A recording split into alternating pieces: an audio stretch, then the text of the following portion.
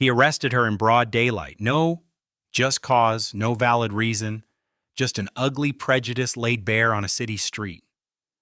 Little did Officer Vance Keller know that the young black woman he humiliated possessed an unbreakable spirit and powerful allies.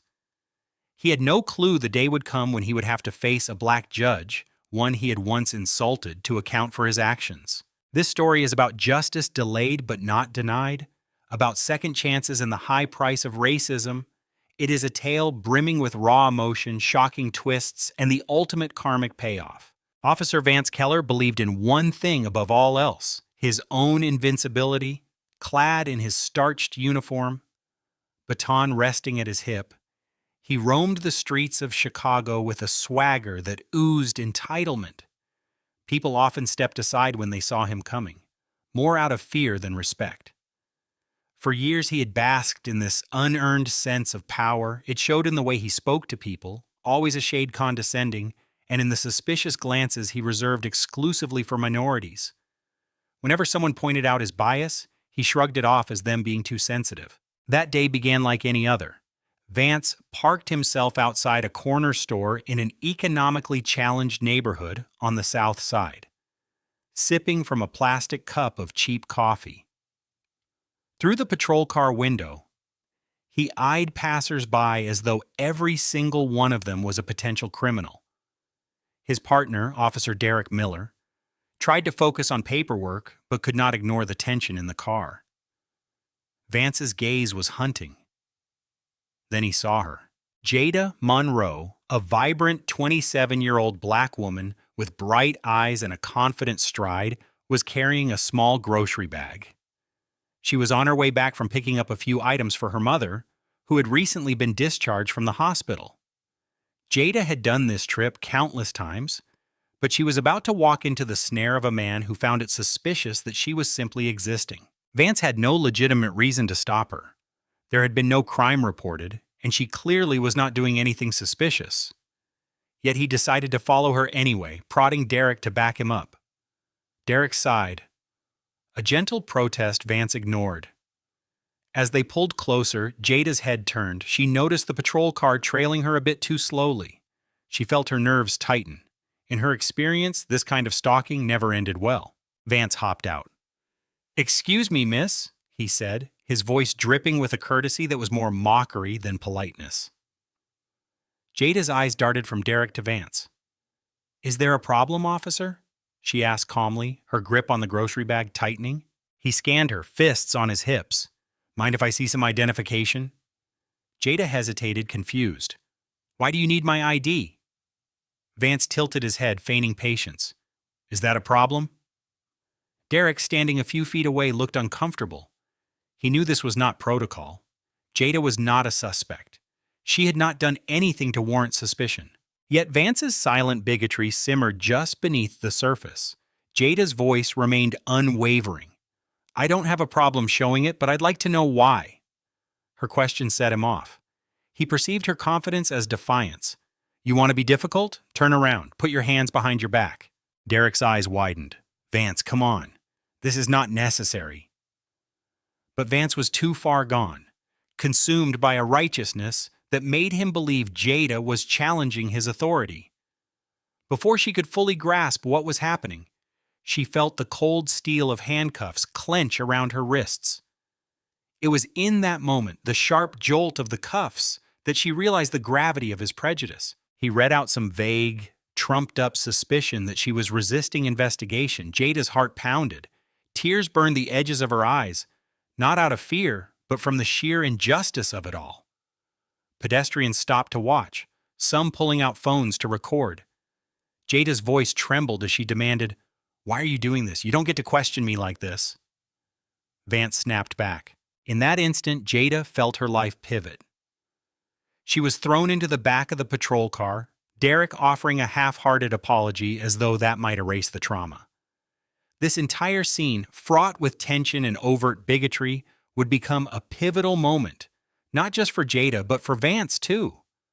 A chain of events had begun, and the wheels of justice were slowly turning, even if he could not yet hear them grind. The cold, grimy cell where Jada was placed reeked of stale sweat and sorrow. Through the bars, she could see other women huddled in corners, some lost in hopelessness, others just trying to get through another sleepless night. Jada's mind whirled. She had done nothing wrong, yet here she was, behind bars. She could still feel the sting of the handcuffs that had cut into her wrists. Whenever she glanced down, faint red marks reminded her of how swiftly injustice could crash into an ordinary life.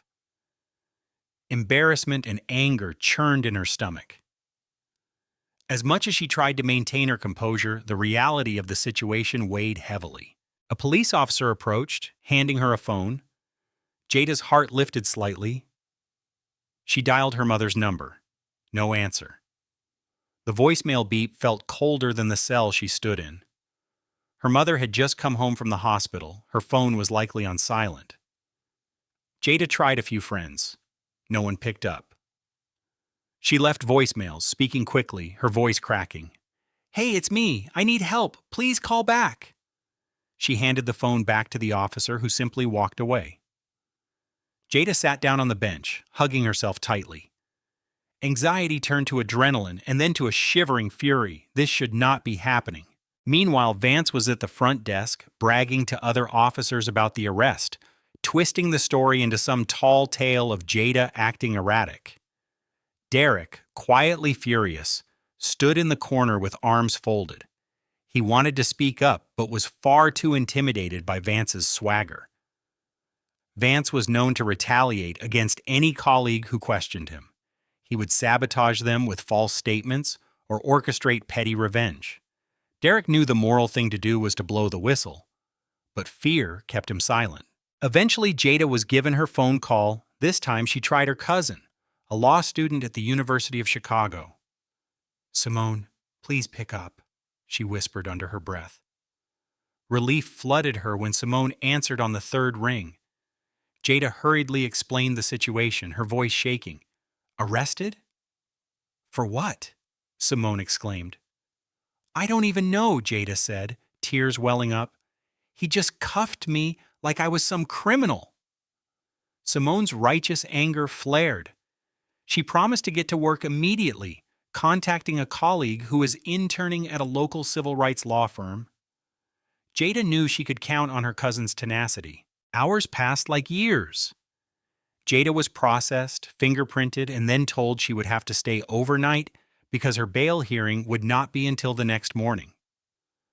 By the time the guard clanged the bars closed for lights out, Jada had only the silent darkness to keep her company. She replayed the day in her mind. Her routine grocery run turning into an arrest, the humiliating spectacle on the sidewalk, the onlookers' phone cameras capturing her public shaming. She vowed then and there that once this nightmare ended, she would fight so no one else would have to experience it. Across the station, Vance filled out paperwork with a smug grin. In his mind, Jada was just another troublemaker who had stepped out of line. He had never bothered to wonder if he was wrong, much less if he would face consequences. The system had shielded him before. He assumed it would again. Little did he know that beyond the dull, buzzing fluorescent lights of that station, Jada's calls for help would soon set larger forces in motion. When Jada's bail hearing took place the next morning, it was brief. Her cousin's contact, a young lawyer named Diego Ramirez, had managed to file paperwork ensuring Jada was released on a small bail. The moment she stepped out into the gray morning light, she felt a rush of relief, but the weight of the injustice clung to her like a damp coat. Diego introduced himself properly, explaining he worked with a local nonprofit dedicated to ending police misconduct. "We're going to fight this," he said, his voice steady and resolute. "We have people who will rally behind you." Jada's mother, Evelyn, stood nearby, leaning on a cane, her face etched with worry. "I can't believe this," she murmured, shaking her head. "That officer, he just took you." Jada nodded, exhaustion evident. But there was also a spark of determination in her eyes. "He arrested me for no reason, Mama. We can't let him get away with that."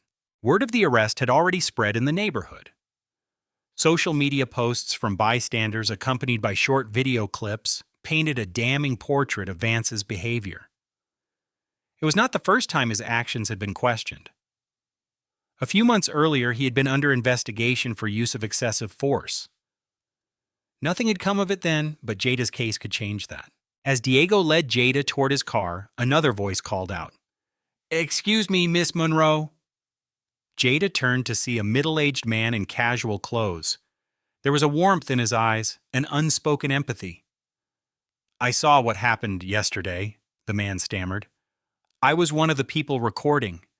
I just want you to know that I gave the footage to the local news. They might be contacting you." He glanced at Diego nervously. "I'm sorry about what happened. I hope it helps in some way." Jada paused, looking at the man with gratitude shining in her eyes. "Thank you, really." He nodded before leaving, and Jada felt a flicker of hope. People were paying attention. This was bigger than her alone. Diego dropped Jada and her mother off at their small apartment on the second floor of a red brick complex. It was not fancy, but it was home. Evelyn insisted Jada rest, but Jada had too much adrenaline coursing through her veins. She paced the living room, calling friends, acquaintances, anyone who might help gather witnesses or donate to her legal fees. That night, she posted her story on social media, describing the ordeal in gripping detail.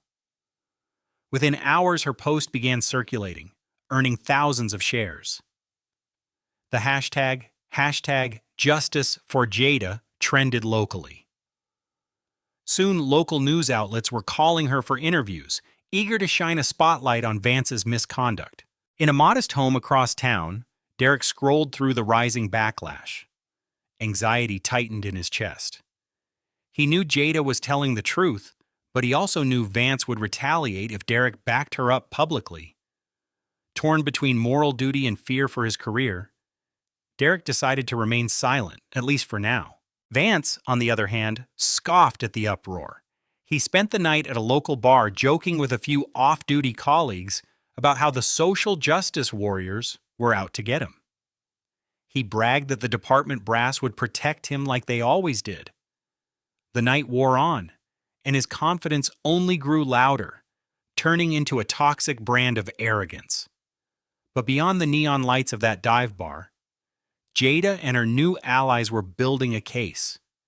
It was a story no one could turn away from. A young black woman arrested without cause, captured on multiple phones with voices rallying around her. Events were moving quickly, and whether Vance liked it or not, the wheels of justice were continuing to spin inexorably toward him. As Jada's story gained traction, Chicago's local news ran footage of the arrest on repeat, spliced with her emotional interview. People from all over the city began showing their support. Hashtags sprang up across social media, calling out the long history of racial profiling in law enforcement. Jada's phone rang constantly. Journalists, attorneys, activists, and even strangers who simply wanted to offer support or share their own stories. Overwhelmed by the media storm, Jada leaned on Diego and Simone to navigate the surge of attention. Meanwhile, Evelyn, though fragile from her recent hospital stay, insisted on standing beside her daughter during every interview. One interview request stood out. A local affiliate of a major national network asked Jada to appear on a morning show segment. With nerves swirling, she agreed. The station sent a car to pick her up at dawn. Inside the glossy, high-tech studio, she was ushered under bright lights, her face powdered by a sympathetic makeup artist. The host introduced her. Joining us today is Jada Monroe, the young woman at the center of a police misconduct case that has captured the city's attention. Jada sat up straight, cleared her throat, and dove in. She recounted the day of her arrest, her voice trembling at times but never losing its strength. She spoke not just about her experience, but about the broader issue of institutional racism within the police department. As she spoke, the studio audience nodded, some even shedding tears. When the interview aired, viewers were struck by Jada's resolve. She was not a nameless, faceless victim. She was a daughter, a student, a caretaker, and she had been humiliated in public simply because of one officer's prejudice. Her words ignited conversations around dinner tables and classrooms and on social media about accountability and the need for systemic reform. The ripple effects did not stop there. City Hall took notice. A small but vocal group of city council members demanded an investigation into Vance's conduct. Activist groups began organizing peaceful protests in front of police headquarters, and public pressure mounted for the department to fire him. Inside the police department, tension soared. Some officers sided with Vance, believing Jada's case was just another anti-police crusade. Others, especially those who had long suspected his unsavory tactics, were beginning to speak out. Derek felt the pressure intensely, his conscience waging war with his sense of self-preservation. Vance, meanwhile, scoffed at the notion that he would be held accountable. He received calls of solidarity from a few longtime friends, some of whom peddled conspiracy theories that Jada was being used by the liberal media. His older brother, a security consultant, repeatedly urged him to stay strong and not give an inch. With each call, Vance's conviction that he was a victim of a witch hunt solidified. Yet beneath that bravado, small cracks formed in his sense of invulnerability. He noticed suspicious looks from fellow officers he used to bully or intimidate. His own partner, Derek, had grown distant. The lieutenant had warned Vance to keep his nose clean until internal affairs concluded their investigation. Worst of all, swirling rumors suggested the district attorney's office was considering pressing charges. At home, Jada could barely sleep. Her mind was a swirl of depositions, news crews, and legal procedures. But she took heart in the growing support and reminded herself that she was not alone. Late one evening, as she scrolled through social media, she came upon a barrage of hateful comments aimed at her, calling her a liar and worse. Tears welled, but she steeled herself. She had to stay strong, not just for herself, but for everyone who was fighting alongside her. This was only the beginning. She realized a long, arduous battle lay ahead. But Jada also sensed something monumental was shifting. The city was waking up, and so was the system. Though it moved slowly, the machinery of justice was churning forward. And Vance was about to learn that when the tide of public opinion turns against you, it can sweep you under before you even realize you are drowning. The gray corridors of the Internal Affairs Division were a far cry from the bustling main police precinct. Officer Vance Keller sat in a sparse waiting room, flipping through outdated magazines, his foot tapping anxiously. He had been summoned for a formal interview. Inside a small office, two investigators waited. Sergeant Lena Vargas and Lieutenant Marcus Hale. Both had spent years peeling back the layers of corruption and misconduct that occasionally surfaced in the department. They had seen officers lie, twist facts, and double down on their wrongdoings. But this case felt different, partly because of the overwhelming public attention. "Officer Keller, come in," Sergeant Vargas said evenly. Vance walked in, his face expressionless. He took a seat across from them, ignoring the camera mounted in the corner. The interrogation began politely enough. Vargas asked Vance to recount the events leading to Jada's arrest. He stuck to the script he had concocted. Jada had been loitering, acting nervous, and refusing to show identification when requested. "And you believe she was involved in suspicious activity?" Lieutenant Hale followed up, eyebrows raised. "Absolutely," Vance insisted, leaning forward. "She was clearly agitated. I had reason to believe she might be carrying something illegal." Vargas glanced at the file in front of her, then met his gaze. "We have multiple witness statements and video recordings suggesting Miss Monroe was calm and cooperative." Vance's jaw tightened. "With all due respect, Sergeant, witnesses can be biased. People want to paint the police as villains these days." A tense silence followed. Vargas let out a slow breath, then slid a photograph across the table. A still image from one of the videos showing Jada holding up her grocery bag with a puzzled expression. Next to her, Derek looked visibly unsure. The shot was taken right before Vance slammed the handcuffs on her wrists. "Is this the moment you say she resisted?" Vargas asked. Vance swallowed. His gaze flickered to the photograph, then back to her. "Yes, she refused to let me check her bag." Hale scribbled a note. "Did you have probable cause?" Vance hesitated only for a second, but it was enough.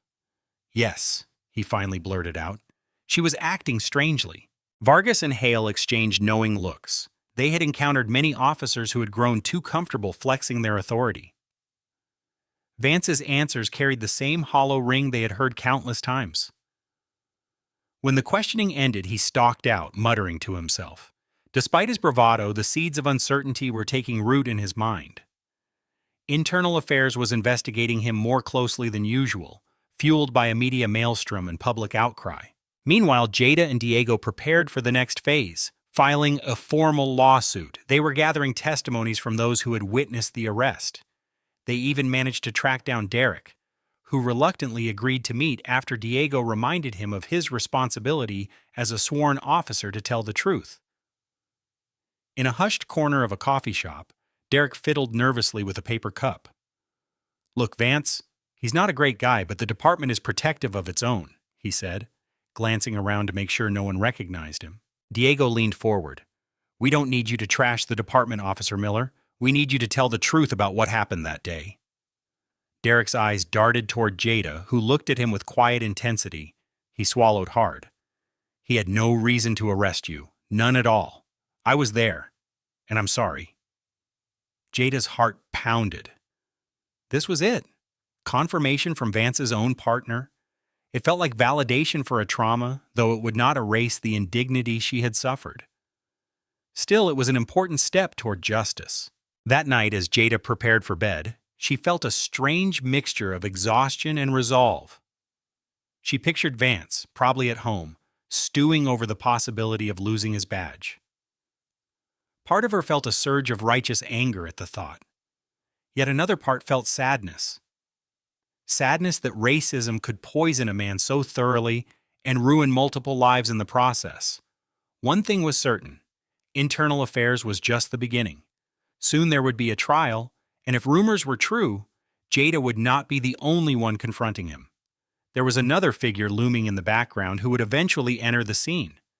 A judge with a complicated history and a personal score to settle. Judge Isaiah Washington wore his black robe with a quiet pride.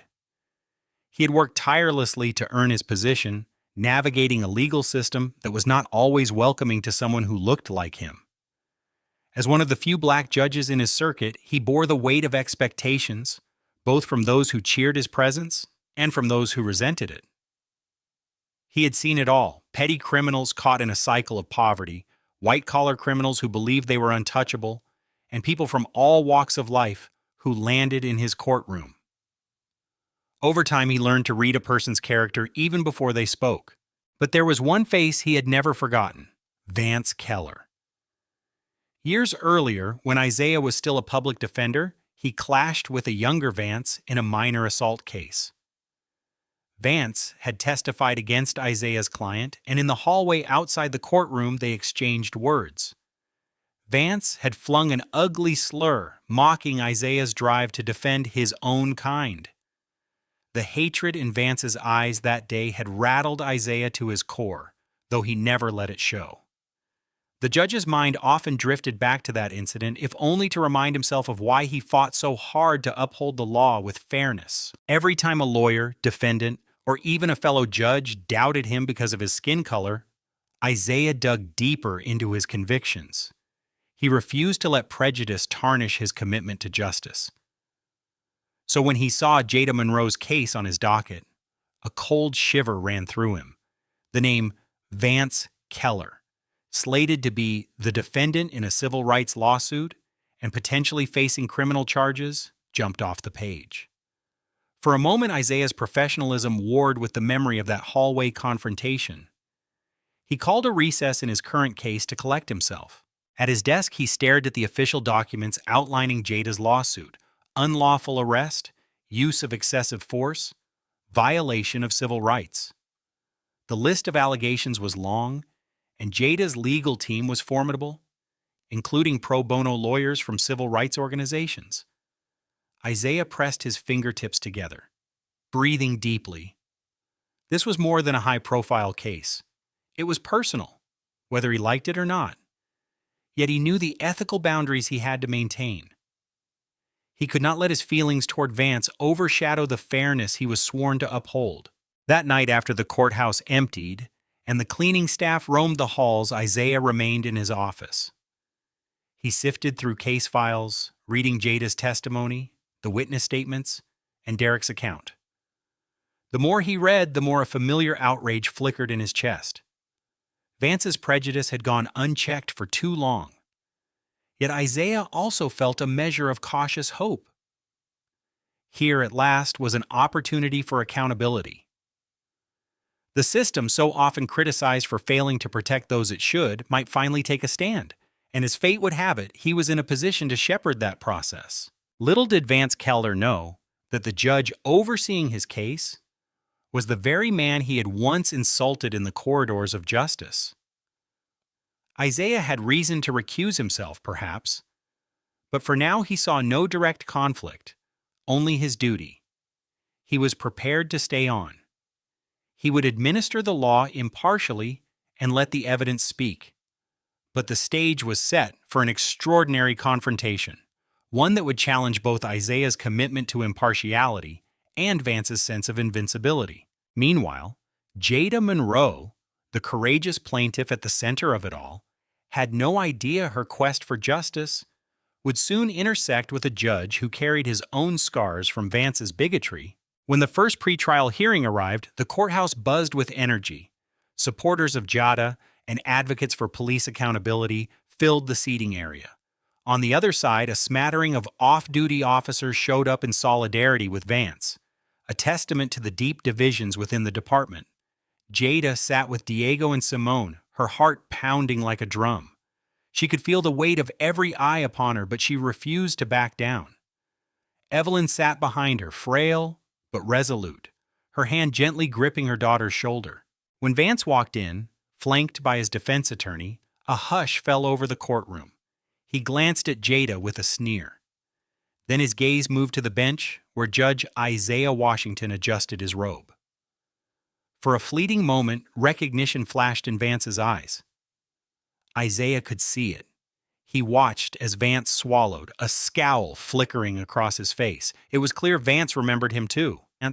The proceedings began with opening statements about the nature of the case. Diego spoke eloquently about Jada's rights being violated and the systemic issue of racially biased policing. Vance's attorney countered with a claim that Jada had been combative and that Vance had merely followed proper procedure. From the bench, Isaiah listened intently. His face remained neutral, but inside his thoughts raced. He noted how Vance's attorney tried to downplay the witness statements, insinuating that community members had banded together to smear an officer's reputation. Isaiah's gaze moved briefly to Jada, who sat upright, eyes resolute. Outside, rain began to pour. Dark clouds rolled in, thunder rattling the courthouse windows. It felt like a reflection of the tension inside. When the hearing concluded, the attorneys shuffled out with their teams, setting a date for the official trial. Jada, enveloped by reporters, reiterated her calls for accountability. Meanwhile, Vance's lawyer hurried him past the cameras. Still, microphones caught fragments of his muttered tirade against the media circus. Judge Isaiah Washington lingered in his chambers. The storm outside raged, lightning illuminating the skyline, and he stared out the window. He felt the gravity of the situation pressing down on him. This was not just another case. It was a potential landmark in the fight against police misconduct, and the defendant was the embodiment of an ugliness Isaiah had experienced firsthand. Suddenly his phone buzzed. It was a message from a former colleague in the public defender's office. "I see you're overseeing the Keller case. Be careful. He's got some powerful friends." Isaiah exhaled, setting the phone aside. He knew the stakes were high. The city was watching. Activists were marching. The media was covering every angle. And behind the scenes, there were likely forces that would prefer to see this case buried. Yet Isaiah found a steely sense of calm within himself. He would follow the law. He would weigh the evidence. He would do what he had always done: be fair, be just. If Vance was innocent, so be it. If he was guilty, he would face the consequences. Little did anyone know that the trial would unearth more than just the question of one wrongful arrest. Secrets would come to light. Reputations would be on the line. And the entire city of Chicago would feel the tremors of the truth. The storm was only beginning to gather. The thunder was a distant rumble, but soon it would strike with full force, and those who had twisted the law for their own prejudice would be the ones who got burned. In the period leading up to the trial, Jada's story found its way onto a popular national talk show. The production team reached out and offered a video segment in one of their community-focused episodes. They highlighted Jada's ordeal and the growing movement against racial profiling. Almost overnight, national attention soared. Messages of solidarity poured in from across the country. Well-known civil rights activists mentioned Jada's case on their social media platforms, sharing snippets of her arrest footage. Celebrities offered to pay her legal fees. It was a whirlwind Jada never anticipated. But with the support came intense scrutiny. Vance's backers, mostly anonymous voices online, escalated their harassment. Jada's email inbox brimmed with racist rants accusing her of seeking fame. She was doxxed, her personal information splashed across hate-filled forums. Some of the messages contained vague threats, telling her she would regret taking on the police. The weight of it all pressed down on Jada's shoulders. One evening, Diego and Simone dropped by her apartment. They found her pacing anxiously, her mother trying in vain to calm her. "I'm scared," Jada confessed, tears brimming. "These people hate me and I don't know what they might do." Diego gently guided her to sit down. "Listen, Jada, we need to contact the police about these threats." Jada's breath hitched. The thought of relying on the same institution that had wronged her felt twisted. Still, she knew these threats were serious. "All right," she whispered, "but I want to talk to Derek. He's the only officer I trust right now." That call was awkward, but necessary. Derek listened quietly, expressing genuine concern. The next day, Jada filed a report at a different precinct, and they assigned a detective to look into the threats. It was a surreal experience, turning to law enforcement to protect her from other law enforcement supporters. Meanwhile, more people stepped up to help. A local church organized a prayer vigil for Jada. Grassroots organizations rallied around her, stating that the fight against racism and policing was bigger than one person. They printed T-shirts, ran fundraising campaigns, and turned Jada's arrest into a rallying cry for systemic reform. Among the supportive voices, one message stood out: a handwritten letter from an older woman in Texas whose grandson had also been the victim of racial profiling. "Keep going," the letter said in neat cursive. "Don't let the hate wear you down. The future depends on brave souls like you." Jada read that letter every night before bed, letting its sincerity soothe her nerves. The fear lingered, but determination burned brighter. If she backed down now, what message would that send to the countless others who had experienced similar injustices? Meanwhile, Judge Isaiah Washington watched the developments from afar. He saw the news segments, read the op-eds, and quietly prepared for a trial that would be anything but ordinary. Reporters questioned whether he should recuse himself, given he was one of the few African-American judges in the circuit. Some speculated that he might be biased against Vance. Isaiah kept his composure, refusing to be swayed by the sensationalism. He had a job to do: uphold the law. Vance, for his part, grew more irate by the day. The support Jada received seemed to him like a personal vendetta orchestrated by an entire city. He drank more, picking fights with random patrons at bars. The friction at work intensified too. Colleagues who once feared him now openly avoided him. The department placed him on administrative leave, taking his badge and gun. Vance stewed, blaming Jada for his downfall, never once acknowledging that his own actions had lit the spark. As the trial date neared, the lines were drawn. On one side stood Jada, armed with the truth and backed by a rising wave of public support. On the other stood Vance, bolstered by a legal defense and determined to prove that Jada's arrest was justified. At the center of it all was Judge Isaiah Washington, prepared to turn the wheels of justice, no matter how squeaky they might be. What no one knew yet was just how many hidden cards would be played in that courtroom and how the final outcome would redefine the meaning of accountability for an entire city. When the trial began, the morning dawned cool and clear. a stark contrast to the charged atmosphere surrounding the courthouse. Protesters gathered outside chanting slogans, holding signs emblazoned with Jada's image. Some signs read "Justice for All." Others demanded "End police racism."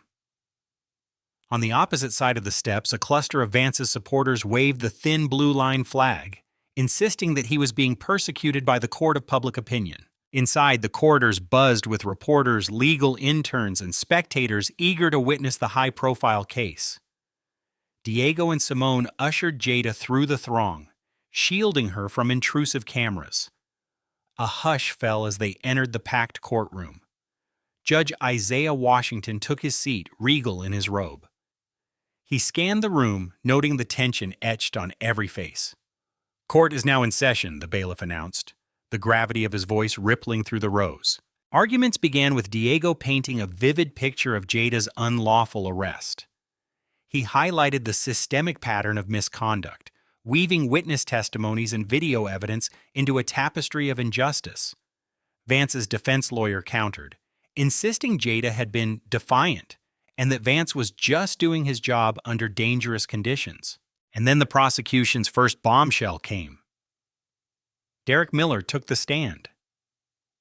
The entire courtroom seemed to hold its breath. Vance stared at his former partner, eyes filled with anger. Derek swallowed hard and began his testimony. He recounted the events of that day, leaving no doubt that Jada had done nothing wrong. Then he elaborated, hesitating only a second before unleashing a series of revelations about Vance's history. "I've witnessed him stop people without cause before," Derek admitted, his voice wavering. "There were instances he'd mock or belittle suspects based on their race." Gasps spread through the courtroom. Jada's heart hammered.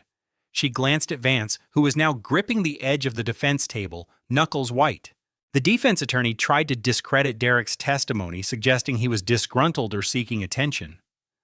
But Derek held firm, backed by years of meticulous internal logs he had secretly kept. The biggest shock came when Derek revealed a time Vance planted evidence on a suspect, an incident Derek had been too afraid to report until now. It was a moment that shattered the illusion of Vance's reliability. Judge Washington remained calm, though Jada could sense the tension simmering behind his measured gaze. During a break, Jada's hands trembled as she cradled a cup of water. "He planted evidence," she whispered, hardly believing the lengths of corruption they were unearthing. Diego nodded, acknowledging that this could be the turning point. If Derek's testimony was believed, it would not just condemn Vance. It might expose deeper rot in the department. In the hallway outside, Vance's lawyer cornered him. Their whispers were furious and hushed. If one looked closely, one might see Vance's face flushed, his eyes darting around like a cornered animal. Gone was the cocky smirk he once wore. He was realizing, perhaps too late, that he stood at the precipice of losing it all. Meanwhile, at a table near the vending machines, Judge Isaiah Washington sipped black coffee, ignoring curious stares. His mind replayed Vance's racial slur from years ago, the hatred in the man's eyes.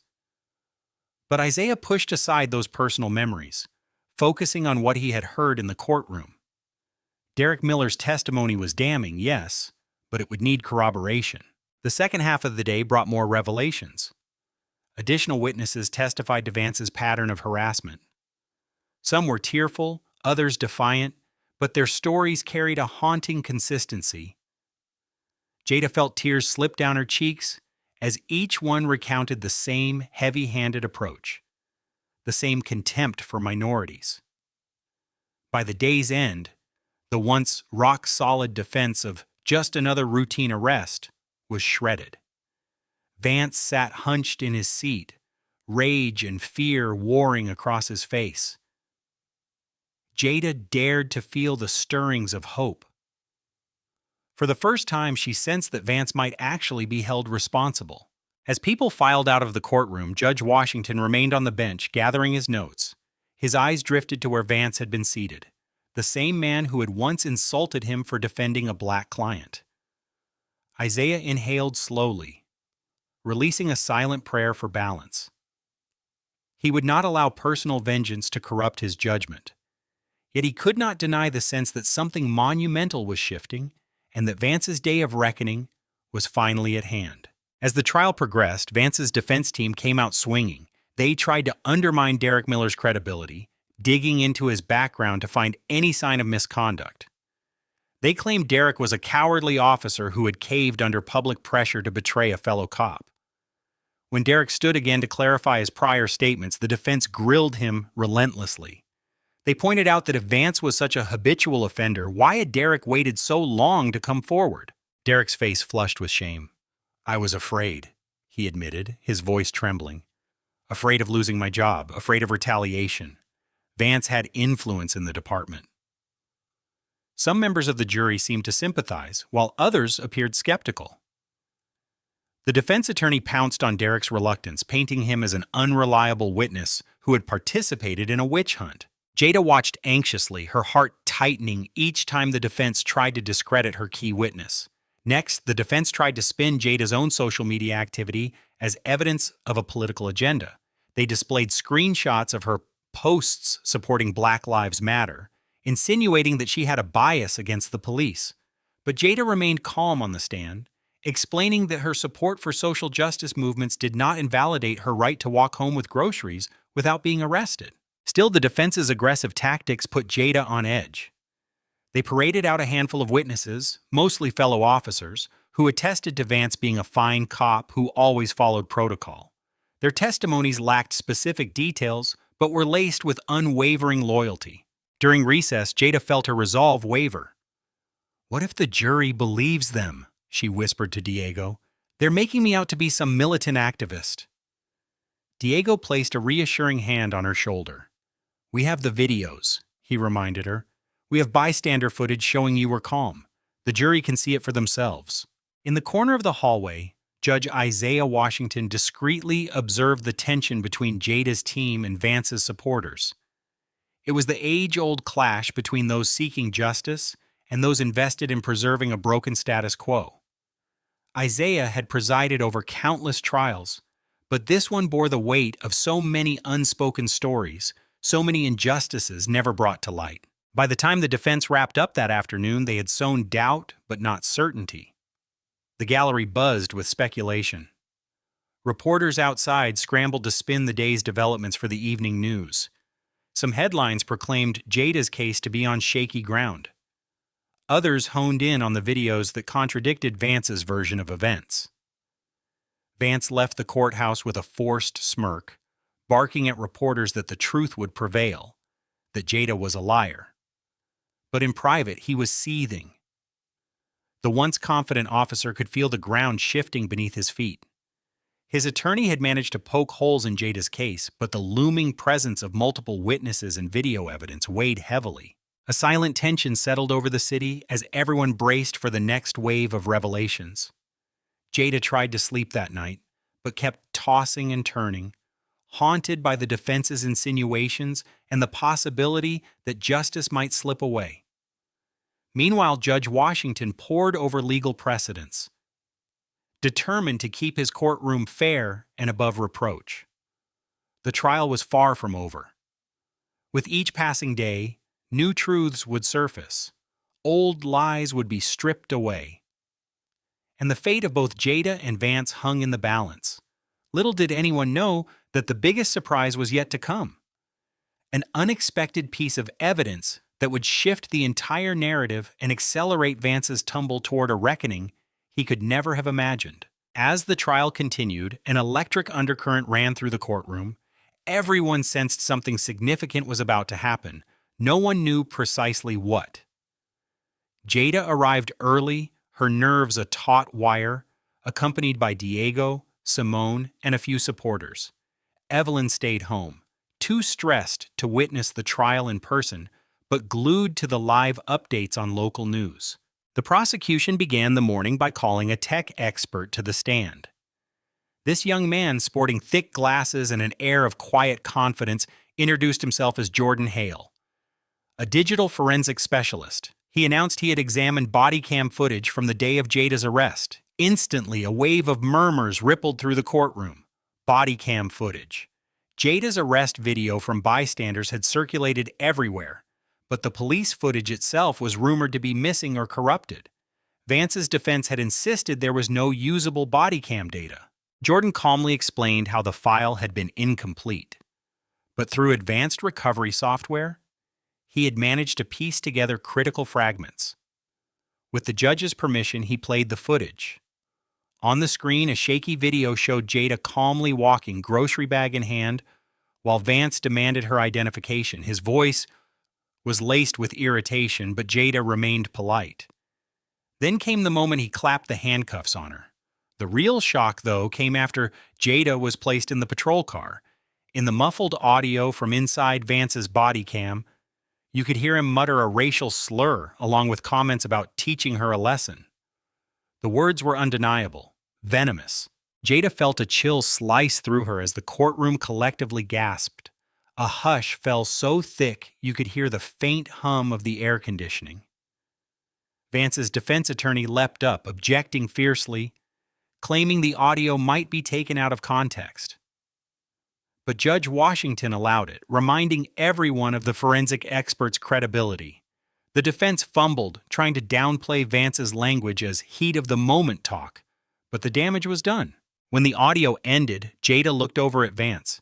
He stared at the screen, stunned, his face pale, mouth slightly ajar, as if even he could not believe he had been caught so blatantly.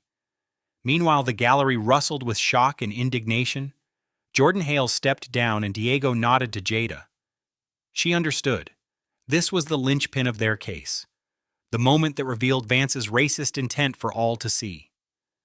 She felt a surge of relief followed by a wave of sorrow, relief that the truth was out, sorrow that such hatred still existed.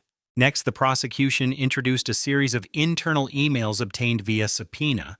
They showed Vance exchanging troubling remarks with a small group of officers, ridiculing black community members in the neighborhood he patrolled. Judge Washington read through them with a stony expression, then allowed them into evidence. The air grew heavy, charged with the inescapable reality that Jada's arrest was not an isolated act, but part of a larger pattern of racism. By midday, the tension in the courtroom was at a fever pitch. Reporters raced to file breaking news updates. The defense looked cornered, trying to salvage Vance's reputation with pleas of stress-induced speech and misinterpretation, but no one in the room could deny what they had seen and heard. When the session adjourned for lunch, Jada stepped outside for fresh air. Her eyes watered as she looked up at the overcast sky. She felt both validated and profoundly saddened. This was a victory, yes, but it came at the cost of exposing how deep racism could run. Across the hall, Vance hunched in a corner with his attorney, voice low and urgent. He seemed smaller, as though the bravado had drained out of him. Every so often he would glance over at Jada, a mix of anger and fear etched on his face. Judge Washington remained in his chambers, going over notes and evidence, his jaw tightening whenever he recalled Vance's hateful words. But he centered himself with the reminder that his role was to ensure justice, not to indulge in personal vendettas. Still, the tide had turned dramatically. The once formidable defense was cracking, battered by the undeniable evidence of Vance's bigotry. And as the afternoon session approached, whispers spread through the courtroom's corridors. "This might be it," they said. "The day an arrogant, racist cop finally faces the music." Afternoon brought a sense of inevitability. The prosecution presented additional evidence, minor but reinforcing the established pattern. Complaints lodged by other citizens about Vance's conduct, quiet settlements the department had paid out in the past. The courtroom was a crucible of tension, each revelation forging a clearer picture of an officer who had abused his authority for far too long. Then came the moment everyone was waiting for. Vance took the stand. Looking visibly shaken, he fidgeted with his tie, eyes darting away from Jada and Judge Washington. His defense attorney guided him through a carefully rehearsed narrative. Vance expressed regret over his inappropriate words, attributing them to stress and frustration on the job. He tried to maintain a facade of stoicism, but cracks showed. When the prosecution cross-examined him, the pressure intensified. They grilled him on the specifics of Jada's arrest, the body cam footage, and the racist language he used. He stumbled through half-baked justifications, at times contradicting himself. "Is it your testimony, Officer Keller, that you felt you were in danger from a woman carrying a grocery bag?" the prosecution demanded. Vance swallowed hard. I thought she might be hiding something."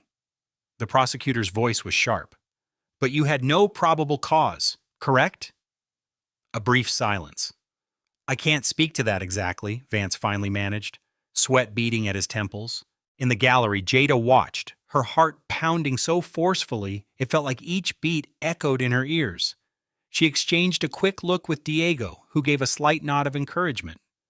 Judge Washington, for his part, maintained a calm, measured demeanor, but inside he felt a simmering indignation. Vance's testimony was riddled with half-truths, and the man refused to take full responsibility.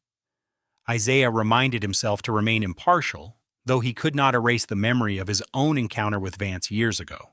By the time Vance stepped down from the stand, his defense had done little to salvage his case. He mumbled answers, contradicted evidence, and displayed none of the arrogant confidence that once defined him. The prosecution rested, confident in the damning pile of evidence. Court adjourned for the day, with closing arguments set for the morning. As Jada left, she almost did not recognize the stooped figure of Vance, who trudged out a side entrance flanked by his lawyer. He was a far cry from the boastful cop who had humiliated her on the street. Outside, protesters continued chanting, though the tone felt different now, like a collective realization that real change was possible. Jada and Diego spoke briefly to reporters, reiterating their commitment to seeing this through. Meanwhile, social media erupted with play-by-play accounts, capturing every twist of the trial. At home, Jada sank onto her couch, exhaustion pulling at her bones. She wanted to cry, laugh, shout. So many emotions tangled in her chest. Evelyn hobbled over and placed a gentle hand on her shoulder. "You did good," her mother said softly. "Whatever happens next, you've done more than most people can in a lifetime." Jada sniffed back tears. "Mama, I just want this nightmare to end." "It will," Evelyn assured. "In one way or another, it will." Across town, Vance sat in a dingy motel room. He had avoided going home, where a small crowd of reporters still loitered for a quote. His phone buzzed with messages from family and a few supportive colleagues, but he ignored most. He nursed a bottle of liquor, replaying the trial in his mind. Each memory was a fresh wound to his pride. He raged at Jada, at the system, at the city for turning on him, but a small voice in the back of his mind whispered that he had done this to himself. He told the voice to shut up, drowned it with more liquor, and stared blankly at the wall until exhaustion swallowed him. Judge Isaiah Washington drove home in silence, the city lights reflecting off his windshield. He thought about the final day of the trial, how he would deliver instructions to the jury, and how Jada's fate and Vance's hinged on their verdict. If ever there was a moment for the scales of justice to balance, it was now. Morning dawned with dark clouds gathering, hinting at rain, a foreboding sign, some might say, but Jada tried not to dwell on omens. She took a seat beside Diego in the courtroom, feeling each tick of the clock reverberate through her. Vance sat across, his usually sharp gaze dulled by lack of sleep. The closing arguments commenced. Diego delivered a powerful, impassioned speech, highlighting the evidence, the body cam footage, and the testimonies. He painted a picture of an officer who systematically abused his power and a young woman who refused to become another statistic. Vance's defense lawyer did his best to salvage what remained. He tried to cast doubt on Derek's testimony, pointing to the late revelations. He argued that racism, while despicable, was not a crime by itself, that the jury must focus on the alleged unlawful arrest, not Vance's bad language. Then Judge Washington instructed the jury, meticulously outlining the legal definitions and the requirements to find Vance liable for violating Jada's civil rights. His voice was steady, but Jada sensed an undercurrent of urgency, a plea for the jury to see the truth, to weigh the facts carefully. And then came the wait. Jada sat in a cramped room with Diego, Simone, and her mother, who had managed to attend the final day. Vance retreated to another room, occasionally pacing the hallway with a dark scowl. Hours passed as the jury deliberated, sometimes sending out notes asking for clarifications on the evidence. Finally, after several hours of deliberation, the bailiff announced the jury had reached a verdict. Everyone filed back into the courtroom, hearts pounding like a collective drum. The atmosphere was electric, every breath tinged with anticipation. The foreperson stood. In the matter of Monroe versus Keller, on the count of unlawful arrest and violation of civil rights, we find the defendant. She paused for a moment that stretched like an eternity. Guilty. A sudden burst of exhaled relief filled the room, interspersed with muffled sobs of joy and applause from Jada's supporters. Jada felt her knees go weak. She squeezed Diego's hand, tears streaming down her face. Evelyn wept openly, hugging her daughter. Vance sat rigid, face drained of color. He looked at the jurors with disbelief, then glared at Jada. His defense attorney leaned in, whispering rapidly, likely discussing an appeal. But the gravity of the guilty verdict hung thick in the air, a clear declaration that this time he would not escape consequences.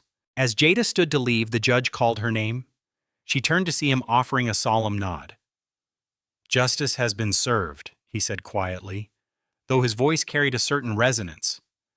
In that moment, Jada recognized that Judge Washington, too, had found some measure of closure. But it was not over.